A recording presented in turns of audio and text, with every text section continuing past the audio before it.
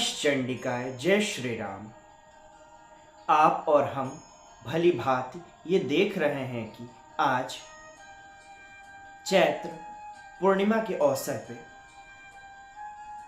हमारे पूरे राष्ट्र में, सनातन हिंदू संस्कृति में मारुति नंदन अंजना पुत्र भगवान श्री राम जी के परम भक्त हनुमान जी का प्राकट्य उत्सव मनाया जा रहा है।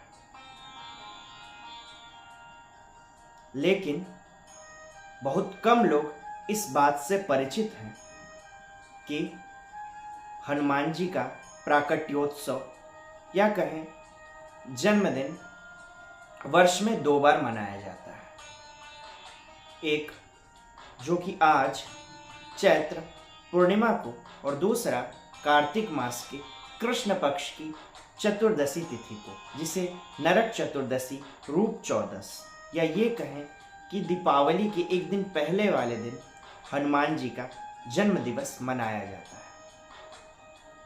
चैत्र पूर्णिमा और कार्तिक कृष्ण चतुर्दशी, इन दोनों तिथियों में हमेशा से मतभेद रहा है कि आखिर किस दिन मारुति नंदन का जन्मदिन होता है, आखिर किस दिन उन्होंने जन्म लिया था, और ये दोनों तिथियों को ही क्यों भगवान हनुमान का जन्मदिन मनाया जाता है, प्राकट्य उत्सव पर्व मनाया जाता है। लेकिन अगर हम देखें तो श्रीमद् वाल्मीकि रामायण के अनुसार, वाल्मीकि जी के वर्णन के अनुसार, जो हनुमान जी का प्राकट्य हुआ था वो कार्तिक कृष्ण चतुर्दशी को स्वाति नक्षत्र में 6:15 बजे के करीब एक गुफा में देवी अंजना के गर्भ से हुआ था। और रामचरितमानस या अन्य रामायणों के अपेक्षा हम श्रीमद् वाल्मीकि रामायण को ही प्रधान मानते हैं। और उसके अनुसार,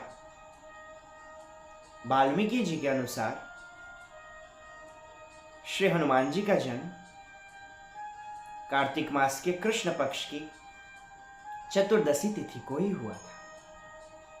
आज भी हम दक्षिण भारत में देखेंगे तो भगवान हनुमान जी का जो प्राकट्य उत्सव का पर्व है वो कार्तिक कृष्ण चतुर्दशी रूप चौदस को ही मनाया जाता है।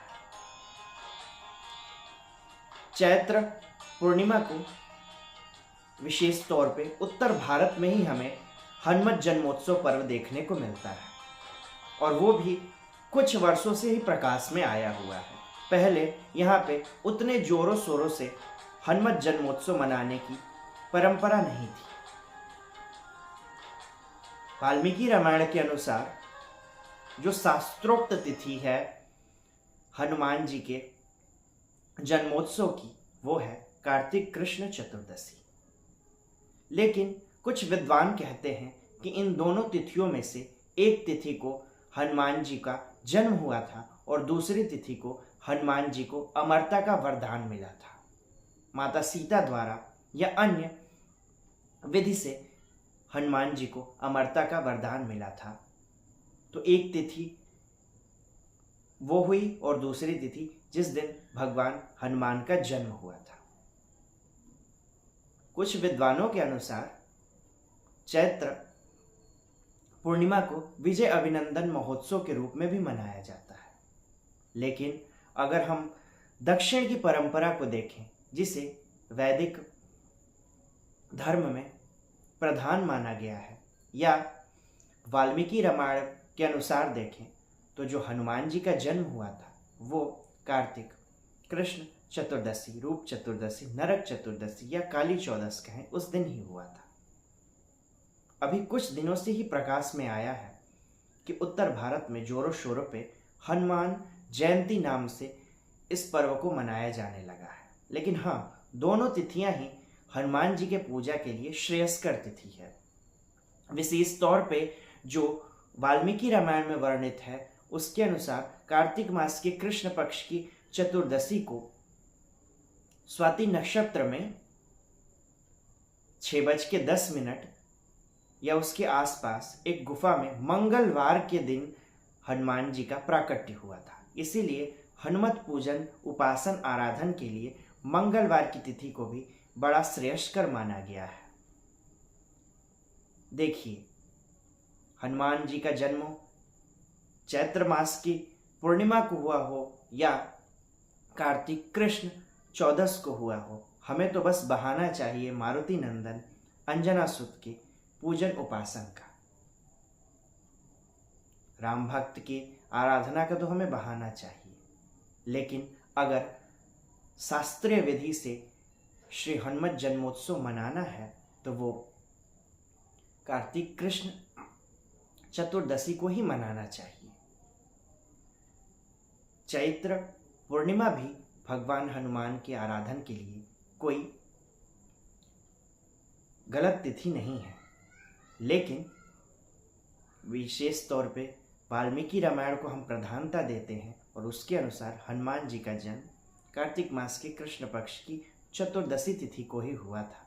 और आज भी दक्षिण भारत में ये परंपरा हमें देखने को मिलती है। आज भी कार्तिक मास में ही हनुमान जी का महोत्सव बड़े धूमधाम के साथ दक्षिण भारत में मनाया जाता है। वैसे तो मार्गशीर्ष माह में, वैशाख माह में और अन्य माहों में भी हनुमान जी के जन्मोत्सव मनाए जाते हैं और विशेष पूजाएं अर्चनाएं की जाती हैं, लेकिन कार्तिक कृष्ण चतुर्दशी और चैत्र पूर्णिमा का ज्यादा महत्व है हनुमान जन्मोत्सव के दृष्टि से। हम और आप सदैव बिना तिथियों का ध्यान दिए ही अपनी अविरल निश्चल भक्ति के साथ पवन सुत हनुमान को प्रसन्न करते रहें, जय श्री राम के उद्घोष से, जाप से। इसके अलावा और क्या चाहिए? लेकिन अगर इन दोनों तिथियों में मतभेद हो तो विद्वानों के अनुसार, शास्त्र परंपरा के अनुसार और पौराणिक ग्रंथों के अनुसार विश्लेषण करके ही हनुमान जी का जन्मोत्सव मनाएं। इसी के साथ अतुलित बलधामम हेमशैलाभदेहम धनुजवन कृशानुम ज्ञानी नामग्रगण्यम शकल गुण निधानम वानराणामधीशम रघुपति प्रिय भक्तम वात जातम नमामि। जय श्री राम, जय श्री राम, जय श्री राम। श्री मात्रे नमः।